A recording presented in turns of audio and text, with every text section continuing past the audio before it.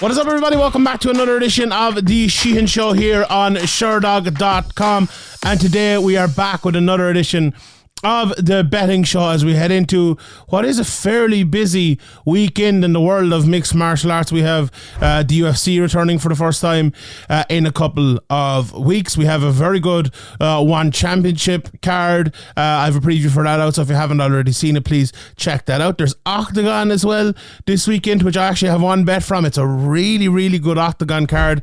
And there is more in mixed martial arts as well. And we will get into all of the bets for that as we go along here. But let's start by looking back at last week's bets, and we had a pretty good weekend. Unfortunately, I actually had a death in the family and I didn't manage to see all of the mixed martial arts, but I got all the results anyway. And it was for the betting crew. It was a pretty good week. Again, though, as it seems to happen like this, a few of the fights got cancelled, so we were actually only down to 3 bets like the week before, and 2 of those 3 bets hit, so not so bad there at all. Just to go over the 5 bets, Danny McCormick at -165. She won, and she run really comprehensively. Obviously, that was one of the fights I did manage to catch with the bit of Irish bias there, so we had to catch it, but there was no bias in the result and in the pick either.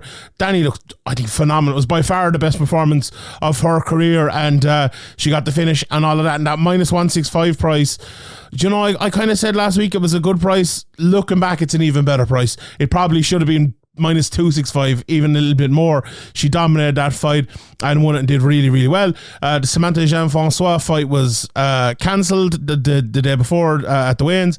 Albert Diaz was the loss. He lost at -225. That's a fight I'm definitely have to go back and check out. And then the Kalindra Faria fight as well didn't end up happening. I believe there was a weight issue or something there, I believe. So that Flier didn't end up happening either. And then the other bet, well, this was, you know, sometimes I get unlucky with bets and I say it, and sometimes I get lucky with bets and I say it.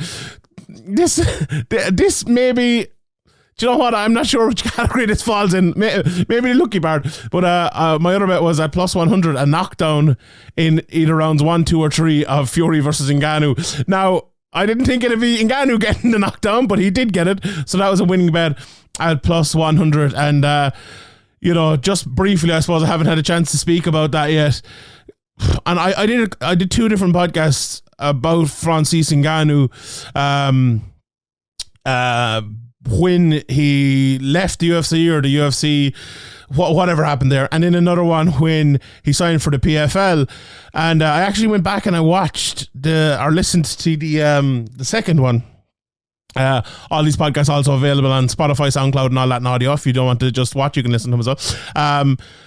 And I remember I said in that one, it's like, I was unsure how this decision would go, but it was a great decision. It was a great short term, it was a great medium term. We'll see in the long term. But I think all that has changed now, because I had a few questions over it, and I was kind of even turning to the positive before all of this happening. But now the fact that he beat Tyson Fury, like, he won that fight. There's no shred of doubt about that. He won that. Like, and I actually love the fact that everyone is like, yeah, he did win it. Like, who cares? Like, well, who cares about the result? He was the winner. His whole life has changed, because I think he had the medium term sorted. The long term was the biggest issue, but now the medium term is even better and bigger than it's ever going to be, because he's going to get at least 1, if not 2, if not 3 more massive boxing matches. And like, it was always kind of like, he'll get the one big boxing match, then he should do well for PFL, and then we'll see kind of what happens after that. But now he's going to be set for life out of the boxing alone, and it's all gravy after that. So fair play to Francis. I was always like hoping it would go well. I didn't think it would at the very start. Then when he signed for PFL, I was like, well, this is pretty good. And now it's like, this is unbelievable. So I'm delighted for Francis, and hopefully we can all make as much money as Francis this week with these 5 bets as we transition over to talk about this week's bets. And I'm going to start with the UFC. I'm going to start with the main event. Bet 1 in the heavyweight division, and in my opinion, here's a wild statement for you: the best heavyweight we've seen in the UFC since Francis Ngannou, Jailton Almeida, and I'm going with him to win via submission at -125 over Derrick Lewis. Now, Two of our fights got cancelled last week, and the last I heard, Derrick Lewis was getting arrested. So I'm hoping this one isn't cancelled. I'm hoping this fight actually happens. But I'd say it will, and I'd say we'll be okay. But nah, I don't even think that was me. Nah, that guy had hair. You seen the picture? I don't got no hair. That ain't me. I don't know. I think, look, it's a bit of a nightmare matchup for Derrick Lewis, if we're being honest, and I think a whole lot of Jailton and Almeida. I think he's a really fantastic fighter.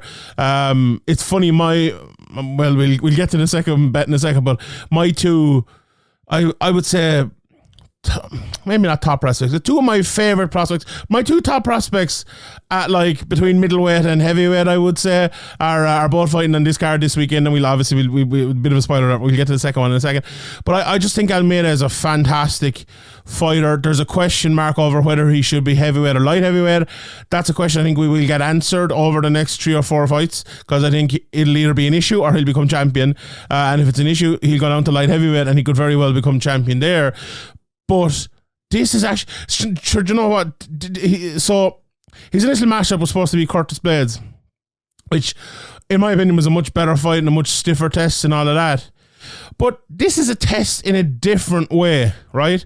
And not to say that Curtis Blades, so the point I'm about to make is the size and the strength and all that in Derrick Lewis. And not to say Curtis Blades did not, but he is it in a different way, in a more wrestling way, in a more technical, tactical way maybe, whereas Derrick Lewis, although he's been fighting a more technical game over the last, how many, maybe 3, 4, 5 fights, he is that big brute. He is the big, heavy, tough guy. Like, I always thought, John Jones coming off a long layoff, if he was going up the heavyweight a few years ago, Derrick Lewis would have been the perfect matchup. He's ranked top 5 or 6 or whatever it might be. He's a big, massive guy. If you could take him down, if you can brutalize him on the ground, that shows that the size is not a massive factor, and then you can go on and fight the very, very top guys. Obviously for Jailton and Almeida, that's more applicable because he's not the champion of one of the greatest fighters we've ever seen, obviously a champion from the weight class below, like Jones. So it's a massive test for him there. I think he can pass it massively. I think I was chatting to someone the other day, or a couple of weeks ago actually, about this, doing kind of a show about, I do a show over in Severe May called The Contender. And we look at whether it's Almeida or whoever else it might be, can they fight for a title? Can they be a champion and all of that? And one of the biggest chats was about the size and about whether he could overcome that size and still be as dominant as he was. Because when you're a guy who picks people up and takes people down, it's not very easy. Like, I always thought about Colby Covington after he lost to Usman a couple of times. I was like, Jesus, Colby would be dead set on going to middleweight. Like, the fact that, for a few years there was 2 kickboxers atop the division. If he went up there, I'd say Colby'd have a pretty good chance of taking them lads down. And I think it was Artem Lobov actually, and a couple of more people said, there's a big difference between wrestling guys at 170 and 185. Like that, try to pick up something and then put an extra 15 pounds on it and try to pick it up again. It's not that simple. And it's, it is a valid point. And that's even more so at heavyweight, right?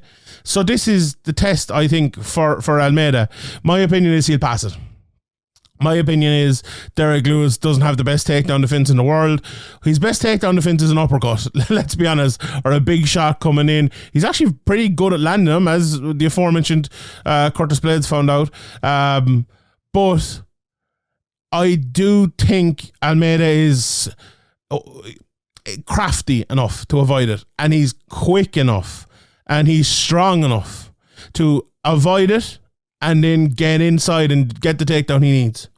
And I think that'll be the beginning and into the fight. Now, my bet is -125 to him to win by submission. And I'm always a bit picky with Derrick Lewis in terms of picking him to lose by submission. I think, a lot of the lads he fought, maybe people think, okay, they're going to take him down and it's, submit him. And he's only been submitted, let me just check in, twice in his career. Obviously, his last loss was a submission loss and an arm triangle. And I actually think an arm triangle is going to be what's here again. I think Jailton Almeida is going to take him down and arm triangle him. The other submission was actually a rear naked choke, lost to Daniel Cormier back at UFC 230. And Almeida is one of these guys who, does rear naked choke a lot of people.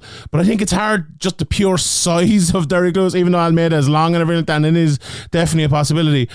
I think it's not easy by any means, but an easier submission to arm triangle someone like Derrick Lewis. You almost use his size against him when you have those long limbs like Almeida does. I think that's what's going to happen. Like, I think he's going to take him down, pass the guard, land a few shots, pass the guard again, maybe, or maybe even get into the mount, put in the arm triangle, obviously jump out to the left hand side and turn that clock and start submitting him and start choking him more there. And that's the way I think it'll go. Like literally simply like that. I think it'll be in the first round as well. If you want a flyer maybe or something like that. The odds are, like, I complain about this a lot in the show, but the odds are unbelievably late coming out this week. I'm like, we gotta get this show out or no one will ever see it. But yeah, the odds are just so late coming out that all those props aren't there. But the prop to win by submission is there, and that's the bet I'm going for, -125. Look, I don't think Derrick will be able to stop him from taking him down. The only thing I think he can do is hit him when he's on the way down, and I don't think that's a realistic method of victory, if I'm being honest. I think Almeida is just going to be too, as I said, I use the word crafty, too quick to get caught with that, and I think he will get the victory here in a pretty straightforward manner. All right, next bet, the one I alluded to earlier on, is Borralho, and he is -260 to win here. I really like Borralho, and I really like his chances here over Abus Magomedov, obviously, who went in there the last time and didn't have the best performance in the world, let's put it that way, against Sean Strickland. Now, do you know what? There's kind of two ways of looking at that Sean Strickland loss for Magomedov, and there's one way, like, he was in the main event. He'd only fought for 19 seconds in his UFC up until that, and all of that, and you could almost write it off, and he did well in the first round. The other way you could look at it is he wasn't able to get him out of there, and when the pressure was put onto him, he kind of wilted and lost to that. And I think that's exactly what Borralho will look at, the second part of that. And I think that's exactly how he will beat him. I was watching his fight back. It was actually his last fight against Mikhail Zaciuk, and he finished him almost around the exact same time. It was only a minute or two apart from him as the Strickland fight with Abus. And he did a similar enough, I wouldn't say maybe a similar thing, but he had a similar enough game plan, I think, that he will have to have against Abus to win this fight. Strike with him, stay in there with him, don't let him beat you to every punch, and basically fight back and fight back and fight back. A lot of times with a guy like Magomedov, when he's such like a domineering style, if guys let him dominate him, basically, he will win. But if they don't, it's tough to keep up that style. And I think Borralho is very good at fighting against the style like that. And I think, I was a bit iffy about the price, to be honest. I was like, maybe that's maybe -260 is a bit much, but the more I watch tape on both of these guys, even watching a bit of the Muradov fight, and I know he's gone to a decision a couple of times, but I do think it's a very favourable matchup for Borralho. Now, having said that, it'd be easy to write off Magomedov based on that Strickland performance, and I'm absolutely not doing that. I'm not doing that. I still think he can win fights in that division. I still think he could go on a run. He's a very talented guy, but I just think the world of Borralho. I really, really do. As I said, him and Almeida are the two guys I think are really, really good, like championship level fighters. And I think this is a massive test for him. But if this test is passed, I think we'll be looking at that -260 price again. I'm probably saying, oh geez, how did I kind of get past that? And those are the bets I don't like.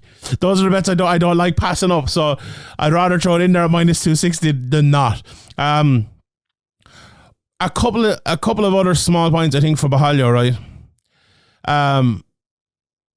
Magomedov, he's kind of that style he has where he's on the outside and you know, the how would you call it, the pressure counter fighter, but also like he's less of a counter fighter. I always kind of think McGregor when you think pressure counter fighter, but less of a counter, more almost pressure to counter to pressure, with shots coming with the pressure as well. He's a tough style to fight against. But a guy like Borralho, right, I noticed in a couple of his fights, he's very good when people do pressure him at kind of getting the clinch and winning the clinch. And the clinch in the middle of the cage as well, even with those like nasty elbows on the inside and things like that.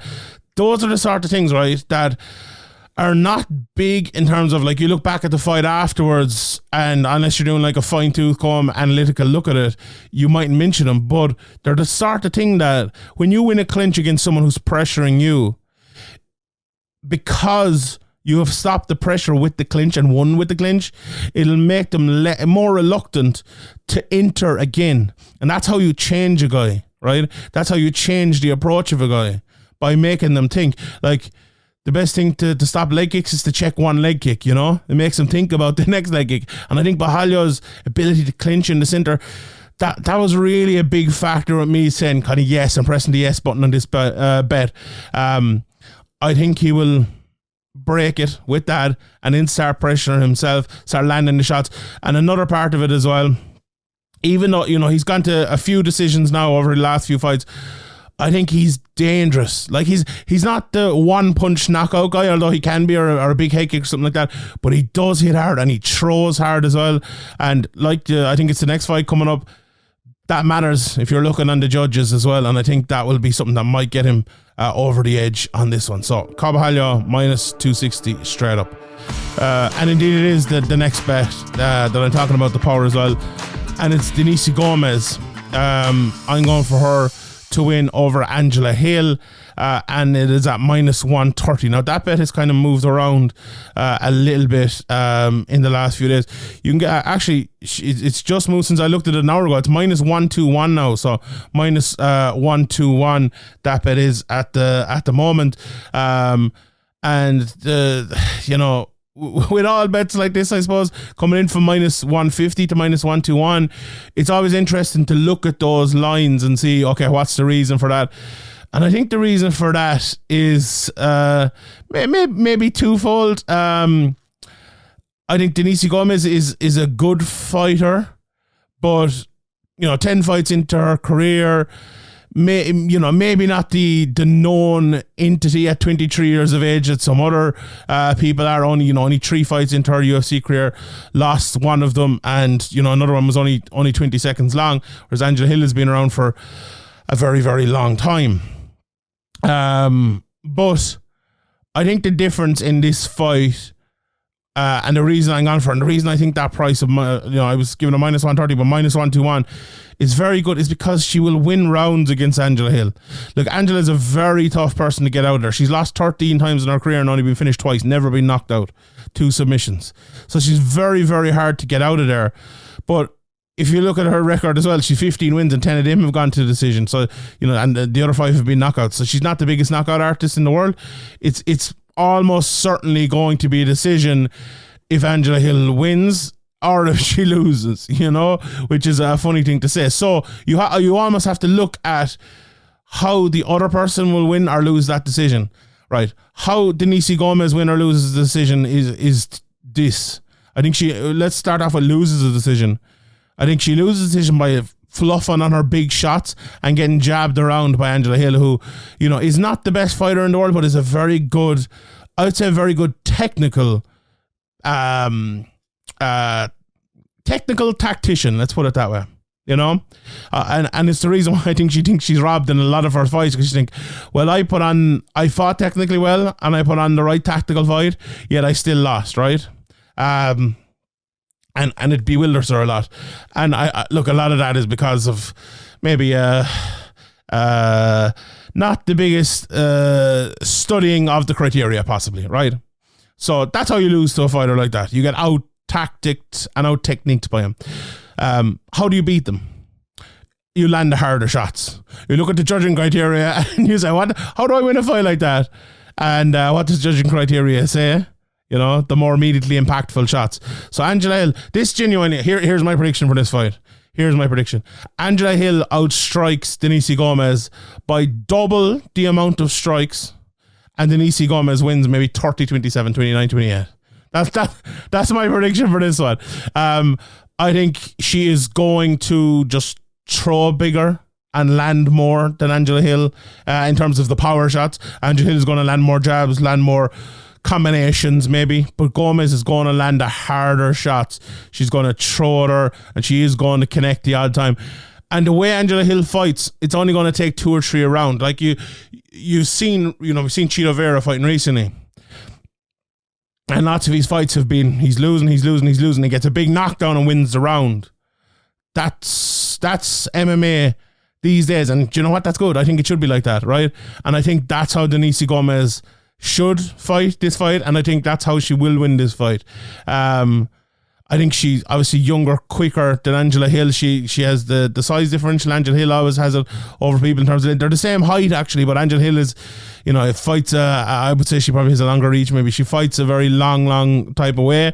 But Denise Gomes just needs to kind of come inside, maybe a bit Mike Tyson-y, and land those shots to the body and shots over the top, and she can do it. Watching back her fight against Bruna Brazil, she did a great job of landing that, especially I know she got the finish in the midway point of the second round, I believe it was, but early even she was doing well. She kind of got knocked down at one stage in that fight, but she came back as well. So she's not one of those fighters who just, who will wilt under pressure or anything like that. So yeah, I really favour Denise Gomes there, and I'm going for her to win at -1 to 1.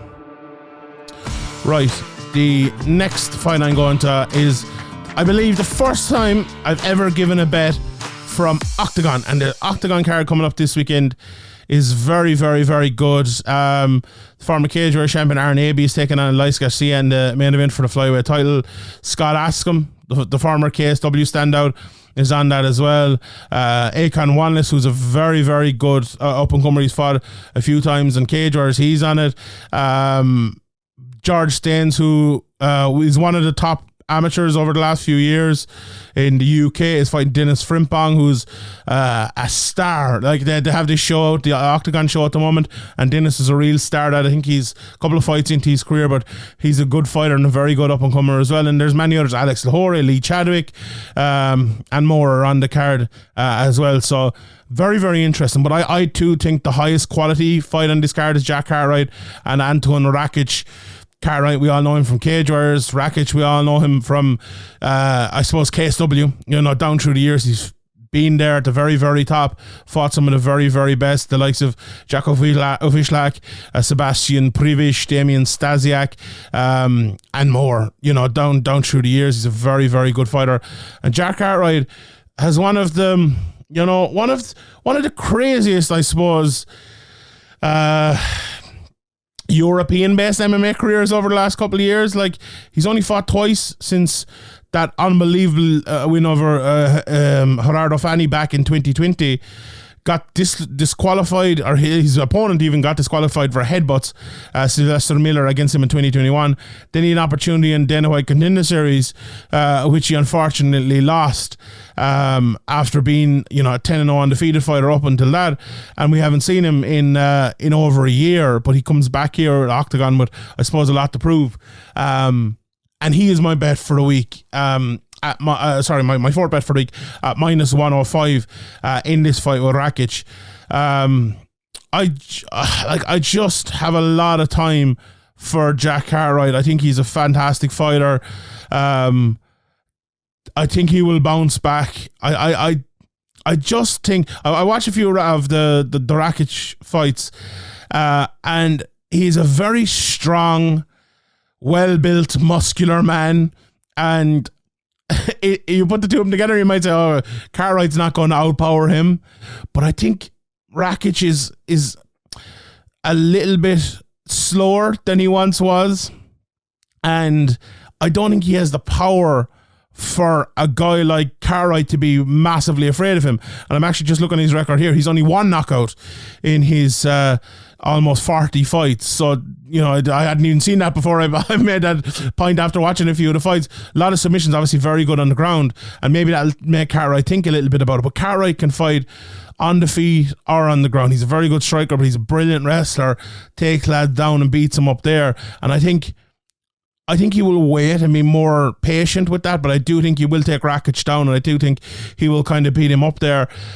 It's a very, very good fight, and the reason why it's that close is because of that. With Cartwright, right? A guy who's fought, you know, basically only fought once in 3 years, you know, with the disqualification, and that was a weird fight, which he didn't fight that well in, and he lost. Jeez, it's hard for me to come on here and say, oh, this guy is still a top prospect. You know, the world changes very quickly in MMA in that time. But I can't just ignore all my previous thoughts about him being a top prospect. I really, really can't. And if he is fully prepared coming in here, if he gives it, you know, he's all in terms of preparation, but he's all in terms of the physical preparation, but the mental and technical and tactical preparation as well. I think this is a winnable fight for him. I really do, and I'm taking that leap and I'm picking him. If you're thinking about betting on him and you think, okay, Shawnee, you're taking too much of a leap there. It's 3 years and all that. With only a handful of minutes in the cage, then don't bet on it. You know, that'd be my advice. But I'm taking that leap and I'm giving it as one of my bets at minus 105 this week. All right. The maybe my favorite fight of the weekend is in the flyer of the week, and this is from this very good one championship card, which I have a preview out for. Please check it out. I'm going for Kang to win via knockout. Now the price isn't out on this yet. But I'd say it will be approximately plus 400 to get the knockout here. He is plus 245 to win straight up. I was going to give that, but I want to give you a bit of a better one. So check in the comment section below. The closer it gets, hopefully the prop lines will be out. But I'm going for him to win via knockout. And if you haven't seen my preview, please do. But I talked about this fight an awful lot. You know, Kang is your old school. Definitely not an old school striker. This is an old school striker versus wrestler matchup. Tynan is the old school wrestler. Go in, try to take you down, try to beat you on the ground. Kang is he's a wonder boy, MVP-esque type of fighter. Just moves for a heavyweight. If you haven't seen one of these guys, one of the fights of this guy, please do. They're all on YouTube. He is such an entertainer. He knocked out Paul Elliott, who's a top striker, slapped him in his last fight. He beat Amir Ali Akbari, slept him in a round as well. The only fight he's ever lost is Buchecha, worryingly, I suppose, who did take him down and submit him. I don't think Tynan is as good as Buchecha, to be honest. I think I watched all of Tynan's fights. If you know, maybe I missed out one, but he's a guy who gets hit. He almost got knocked out in his last fight. He isn't the guy who, like, he tries to go straight out and take you down, but he isn't always successful with that, especially against a guy like Kang, who is very good with his movement, who's very elusive and isn't very easily taken down. Okay, Buchecha did take him down after a while, but he's also the type of guy who will hit you when you're trying to take him down, and he only needs one shot. He's massively powerful, massive head kicks. This guy is brilliant. He's one of my favorite fighters to watch, and I do think he will knock out Ben Tynan here, probably in the first round. If you want to give me the first round bet as well, I'll throw that in there, but that's my flyer of the week. Kang to win via knockout against Ben Tynan. Please check out my full preview, as I said, for that. All right, those are the 5 bets. I'm on One Championship. I'm gonna stick with him and go through a few of the other prices over there. Obviously, One Championship have kickboxing and Muay Thai and other things like that as well. I won't go fully into them, but just I'll give you the prices quickly. Jonathan Haggerty is minus 200 favourite over Andrade, plus 160. I think he should probably be a bit of a bigger favourite there. It's kickboxing with a Muay Thai fighter and MMA fighter. I'll talk a little bit about that in the preview, so I'll leave that there. But Tairi Atola is a massive favourite in his grappling match against Magomedov Abdul Khalidov, plus 400 for him, minus 550 for Ritolo. In the other MMA fights, Halil Amir is, I think, justified a minus 900 favourite over Ahmed Mushtaba, who lost to Sage Norcott. People remember last time out, but he's a good fighter. He is a good fighter. Mongbo is minus 320 favourite. I do like her against Miura. I spoke about the Kang and Tynan fight, plus 245, minus 305 for Tynan. And then the last MMA fight is Jeremy Miado, who's minus 155 over Alito Adiwang, who is plus 125 there. And I was humming and hawing about that on the previous show. I probably will just lean towards that. That's a rematch, isn't it? Yeah, I lean towards Miado. I think he was doing well in the first one. Actually, who did I lean? I can't remember who I leaned on the previous show. My previous show was I recorded it last week, and it had a much more better memory for me in that one. So go and watch the previous show and get my proper pick for that one. That's how bad my memory is. I forget something I did like 5 days ago. Right, let's look at some of the other prices from elsewhere. The UFC. I was going to put Fakhretdinov against Dos Santos as one of my bets. And I'm obviously going to pick Fakhretdinov, but he's minus 350. I still like Alessio Zalessi. He's got Dos Santos as a fighter. I don't maybe like him for this fight. I think that price is maybe a touch too big for me, so I've avoided that one. Speaking to Aaron Bronstetter on the podcast last week, and he really likes Victor Petrino, who's fighting the former Cage Warriors 205 champion Modestas Bukauskas here, who had a phenomenal performance last time out. Bukauskas the underdog at plus 163, minus 200 for Petrino. This is a bet I'm definitely avoiding, because I am really not sure who's going to win this fight.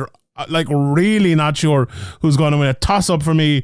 I have no pick for you. I think the line is just about right.